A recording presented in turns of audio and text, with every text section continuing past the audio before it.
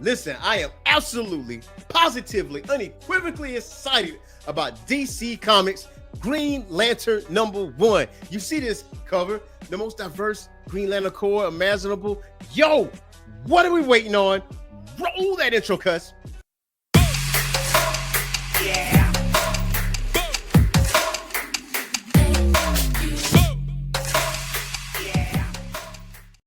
What's going on, Geek Corner? This is your boy, Earth Mac, the Mad Scientist, and welcome back to the Orange Phoenix Media Channel and another episode of Comic Book Declassified, where we talk about the most recent issues in comics, as well as past issues, as well as character bios, if you ask for it. You already know what we're going to talk about today, and that is Green Lantern Corps #1 by Jeremy Adams, Morgan Hampton, Fernando Pasarin, Claire Albert, and Arif Priyanto. Now, I will tell you this takes place after the events of Absolute Power. As you can see in the top left corner, DC All In. Now, if you're not familiar with the Absolute Power storyline, I do have links in the description below. And also at the end of this video, you can click on the links to actually, catch yourself up on Absolute Power. And I highly encourage you to watch this video in its totality, because that will help us out a great deal. Now, Green Lantern Corps #1, just like I said earlier in the introduction, it's like one of the most diverse character sets in the Green Lantern Corps that I have seen. Now, I'm not going to sit and claim that I am the super duper expert on the Green Lantern Corps, but I do know about John Stewart, though. And John Stewart is the de facto leader of the Green Lantern Corps, as you will see in the comics. Now, in the first few pages, you see John doing what he does best, and he's part of the Green Lantern Corps, the Galactic Police, because that's who they are. And Kal-El is not really a major character per se. He's just a driving force. He's a character that kind of like pushes his narrative forward and kind of introduce you as far as what's going on. Now, another bit of diversity, as you see, backing up for a second, the title of this comic is New World Rising. You see my boy John Stewart standing on business. You ought to know what time it is. But he captures Kal-El and he has a conversation with Joe. Now, this takes place in OA Sector 0, which is the Green Lantern Corps Precinct Prime. Now, things is not exactly all the same after the events of Absolute Power, because with the after events, some new people got abilities, some people permanently lost their abilities, and some people just didn't make it. But after any major event of DC, there's always some type of aftermath, some type of recovery efforts, or whatever the case may be. Now, the interesting thing that I will say about John Stewart is that he has constructed a human person, like through his imagination, named Ellie. Now, you might ask the question, who is Ellie? Now, Ellie is passed away when she was a child. Now, decades later, Eleanor's mother became senile and forgot that Eleanor was dead. Not wishing to confront her with the truth, John created a construct of Ellie to keep her company in the meantime. Now, as you see in the comic, it says that this is Ellie, a construct of my sister that I will to life. I know. It is different. Not to the level of a problem, though. I'm sure someone will want to talk to me about it, but not today. Now, Ellie is actually playing around with Kelly, and Kelly is another Green Lantern that pretty much looks like us. And Jess says, listen, it will have to wait because we have a bigger issue.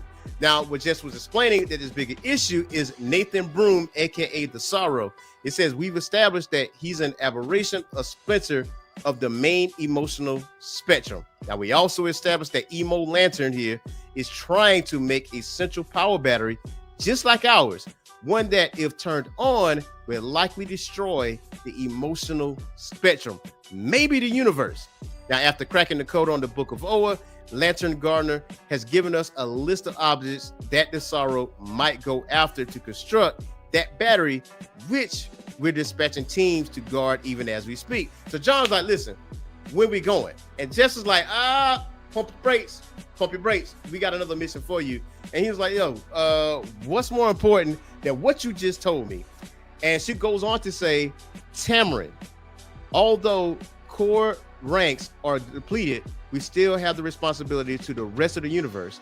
And we just received reports that there is a surge in fear energy on that said planet. Now, without the other central power batteries, the emotional spectrum has become wild. Anyone could manifest rage, hope, fear, making them a virtual time bomb of emotional energy. Now, that combined with Tamarian physiology, well, John, I need you to figure out what's igniting all this terror and find out who is doing this and contain them. Now, John's like, all right, bet. I'm willing to do this, but who's on my team? And who else is on this team is Sinestro. Okay. Now, you might know Sinestro as the Yellow Lantern, but before that, he was the Green Lantern. And a lot of people hailed Sinestro as the greatest Green Lantern that ever lived. And I'm talking about greater than Hal Jordan, greater than John Stewart, greater than Kyle Rayner. He was the best of the best. You know, I know in one of the DC movies, Sinestro was a Green Lantern that was training Hal Jordan, but Sinestro is that guy. And he said, listen, if fear is involved, Sinestro is your guy. And John was like, God damn, why do I have to deal with this man? But it says here that Thal Sinestro, once a Green Lantern, then a supervillain, he saved us in our war against Tharos. Stopped No-Go in his tracks with the yellow power battery gone. He manifested rage, but now he's using his willpower to keep it in check. Hal wants us to keep him close. I want to keep him in a science cell. Now that is John. Now John actually explained how he became Green Lantern once again, but so far so good when it comes to Sinestro. Now, I mean, what better person to have on your squad than Sinestro? You know what I mean? If he was once hailed the greatest Green Lantern to ever live, yeah, he was a Yellow Lantern, but that, you know, it's no longer there. You know, have some sort of trust. And you will be surprised on what Sinestro does. Now, John meets up with Blackfire, and he said, listen, now, we here to help. I know you're dealing with a situation right now with the Tamarin. He said, and Blackfire like, help, I'm the Queen of Tamarin, and I do not recognize your authority, no matter how pleasing you might be to the eye. And he's like, listen, be that as it may, you're dealing with something you can't understand, all right? You about to get your ass whipped, man. I'm trying to help you out. And she goes on to say, listen, while I understand this is the Green Lantern Corps, lost all credibility when you parted up with the United Planets. And Sinestro, being who he is, he keeps it straight to the point. He keeps it a bean. He's like, we're here to save lives, and she's in the way. Let me take care of this nuisance. Her planet will be better off. Like, he ready to take her out. He's like, listen, man, you in the way. Like, we trying to save lives. We can end yours to save everybody else. And John was like, hey, relax, quit antagonizing. Let's go handle what we need to handle. And so he goes on to say, listen, we keep that construct from destroying half the Tamarin. Care to join us? You're worshiping And Blackfire's like, all right, cool. We cool with it. Now, Sinestro goes off to find the person that's manifesting this said construct. And I have to go through this dialogue because Sinestro is really the one who saves today. He said, please, these pests are nothing to master of fear and will. Well. What do we have here? And she goes on to say, like, please don't let Zal judge me. Keep her away. And he says, please take me from Zal. And he's like, listen, quit blubbering. Like, why are you crying? It's like, I'm Sinestro, and you have the ability to channel great fear. But I wondered, do you have the willpower to control it? She says, Zal, no, the goddess, she'll come to judge us, to judge me. And he goes on to say, that is not your God. That is a construction you have birthed from your mind. Do you understand? She says, no, you're wrong. The prophecy states that she will return for her ninth life and exact retribution on those who do not believe. And he says, but you do believe, yet you also fear. Why? He says, I'm afraid of Zal, afraid I am not worthy. And he goes on to say, look, be afraid is not a weakness. Fear is a sharpening stone that hones the blade of your mind. I thought Green Lanterns were never afraid. He goes on to say, being a Green Lantern isn't never feeling fear. It's about overcoming it.